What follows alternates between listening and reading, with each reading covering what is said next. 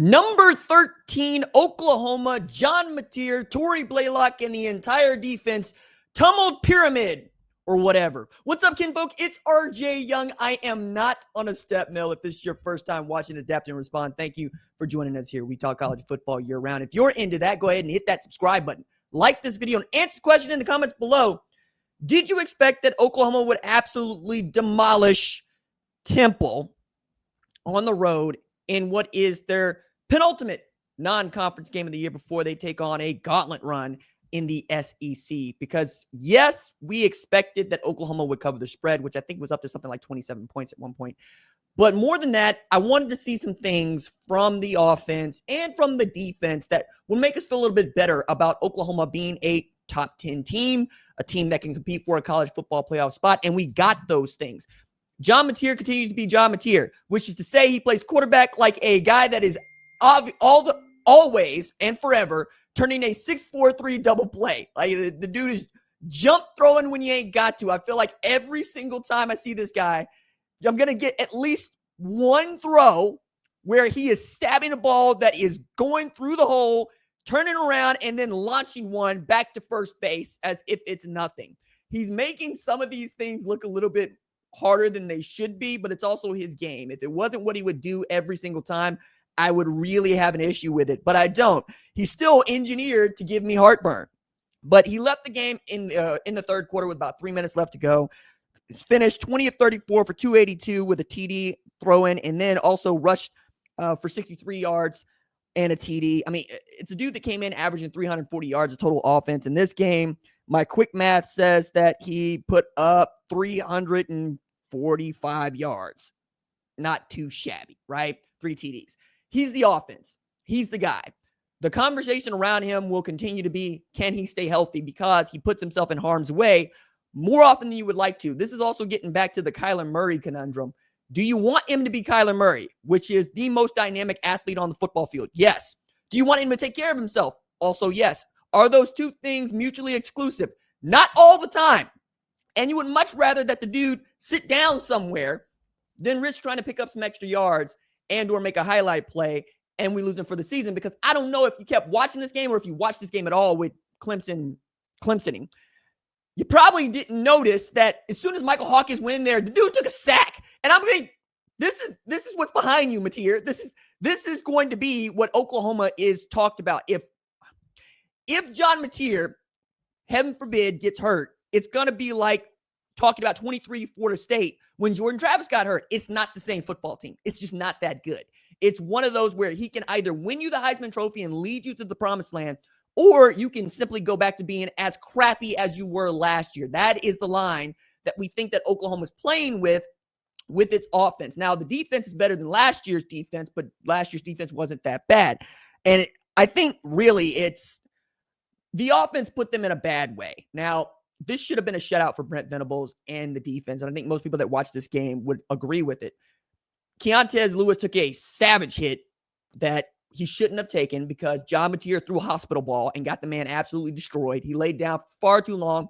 Players are taking knees. We didn't know if it's going to be okay. I'm sure that he went into concussion protocol, and we'll see if he's able to play against Auburn next week, which is really what this game is about. But outside of that, you got to see some really great plays from some really great players. Reggie Powers popped up a couple times. I got to really get a good look at what the defensive line speed is like. Grayson Halton damn near ran down Evan Simon on a couple of plays. Isaiah Satanga actually played a decent game, 7 catches, 97 yards. Oklahoma was 18 yards passing and 3 yards receiving away from having a 300-yard passer, a 100-yard rusher, and a 100-yard receiver, and that is in large part due to Tory Blaylock. I had real questions about whether or not Oklahoma could run the ball with somebody not named John Mateer. And if they can't, that's a problem because you got to be able to have other folks that can run the football, if for no other reason than to give him some rest in between, highlight plays that he's going to have to make. And while Tory Blaylock showed up in a big way, 14 rushes for 100 yards, 2 TDs, 7.1 yards per carry, what was more interesting to me is the absence of Jaden Ott once again, who's on a milk carton. For those of y'all that are of a certain age, being on a milk carton means we can't find you. Means you've gone missing. Ask your old man, ask your mama what being on a milk carton meant. I think for some of y'all, it's like seeing the pet that's gone missing on the telephone pole that people are looking for. Don't nobody ever find that pet. That pet stay gone forever and ever. And that's what it feels like we're doing with Jay Knott. So when, if ever, are we going to get to see this guy play at a high level? I don't know. Xavier Robinson got some snaps, but that's about it. And I'm thinking if the true freshman is RB1, that's okay. That's fine. But you do need to be able to go 3 and 4 deep at that position because it is a position by its very nature that gets hurt. Javonte Barnes got 5 rushes for 12 yards, but I mean, Michael Hawkins had more rushing yards than Javonte Barnes, all right? You're going to need somebody that can really push you into the deep water running the football late in games against these SEC opponents. Again, we have no reason to believe that, that any of these guys, the making of this segment, that they're ranked, that are ranked in competition that Oklahoma's going to play, are not going to be ranked when they play them. Tennessee's got a big game against Georgia. I understand. Ole Miss has got a big game against Arkansas. They're going to start Trinidad Chambliss, all gold everything coming out of Ferris State. And on down the line, South Carolina on the road. That's a big game against Lenore Sellers and them. We're also going to get to see what LSU Florida looks like, as Oklahoma's going to end with LSU this year. Whole lot of football left to be played. But if you're Oklahoma, you are 3-0 heading into week 4. And Texas is not. So that's number 1. Clemson is not. And that's number 2. Michigan is not. And that's number 3. You're already way ahead of where you were last year and way ahead of other teams that we expected to compete for college football playoff spots. How many teams will the SEC get in this year? I think the number is going to be 4, mostly because we're going to do the straight seeding. And if you looked at the seeding last year, Alabama probably gets that spot that Southern Methodist got.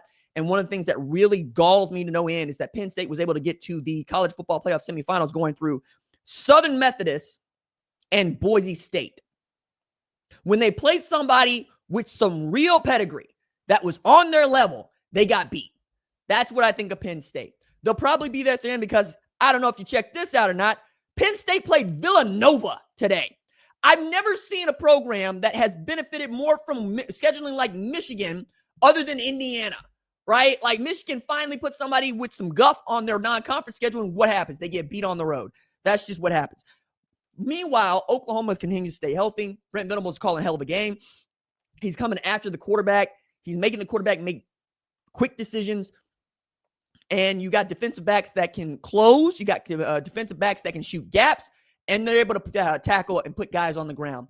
I also have been very impressed with what Jared Kanak has turned out to be. 4 catches for 86 yards from a guy that was one of the best linebackers that Oklahoma had. Turns out that you're pretty full at that position. And then you got Bauer Sharp and them decide to up and leave you. What do? They take a linebacker and they turn him into a pretty outstanding tight end. He learns how to block. It's going to be all right because he's already got some nasty to him. I'm excited about this. One more thing before we get out of here. I think Tate Sandell really was the found money in this one. He made one for 52, and for the first time since Michael Moneycutt, some of y'all don't remember the Moneycutt, it feels like Oklahoma got a real kicker.